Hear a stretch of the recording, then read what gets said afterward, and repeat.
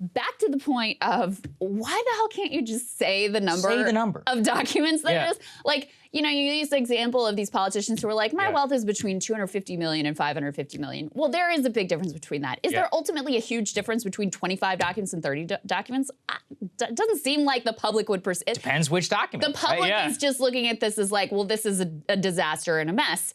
But they weirdly will not come clean about exactly how many documents have been found. This is a Biden spokesman on MSNBC getting pressed on this very issue. Let's take a listen.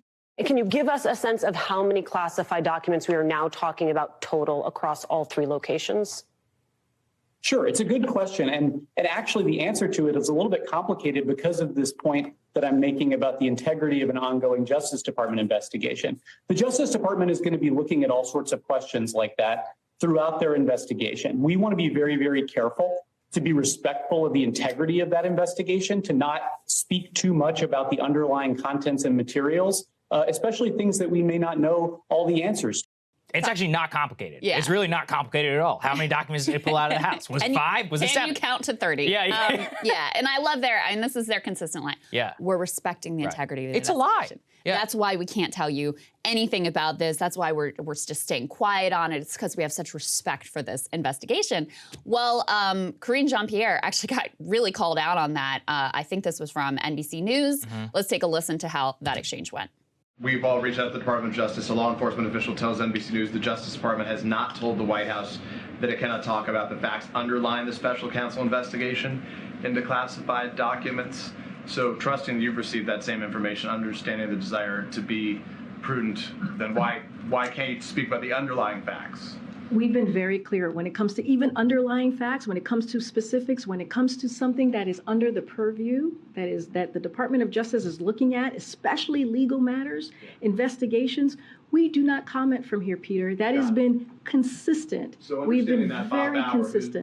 Yeah, look, it's a complete lie. And actually, I have multiple friends in the press corps who parroted this line over and over again. That was actually Karine Jean-Pierre getting confronted on camera. There was a special, what the White House does is they do these things called background briefings. When you're in the White House press corps, they send out a phone number and they're like, everybody can dial into this phone number. You can listen in and they're gonna give you, some background or whatever. You're not allowed to quote the person, but you're allowed to ask questions. You can call it a senior administration official, even though you know who it is whenever you're talking. They press this person multiple times. They're like, hey, have you received one word from the Department of Justice that you cannot tell us exactly how many documents? And they're like, well, it's complicated.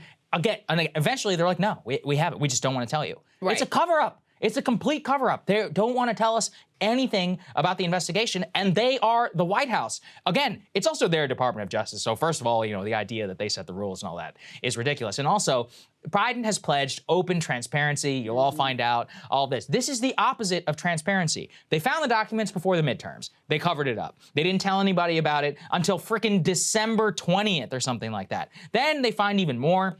They never want to characterize the exact amount of documents, what they found it. They keep running with this line. It's complicated. Why? Because the circumstances look terrible for them. Of course. Political motivation and to try and keep this out of the news as possible. I mean, look, I guess credit to the news for pushing back a little bit against Karine Jean-Pierre, but hey, look, we both lived through the Mueller investigation. That Justice Department leaks like a sieve if they want to, and if the press wants to push. Why aren't they doing the same thing whenever it comes to this? There is no polishing this turd for the White House. Come on! I mean, there just isn't. And the way that they have handled it, I think it's been a catastrophe. The way that they've allowed this to be a drip, drip, drip, where every week, multiple times a week, we're like, oh, we found some more documents. And then, it goes back to the front of the headlines.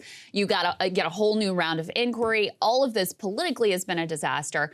And, frankly, I think it really damages Biden's electability and the case that he would make against Donald Trump if they are, in fact, the nominees this next time around. Because, like you said, Saagar, I mean, this is clearly an open and shut case previously for Trump. There was really no defending it. In fact, most Republicans had stopped trying to defend it. They initially were very supportive after the raid at Mar-a-Lago. They thought that was a big overreach. They rushed to the cameras to decry it.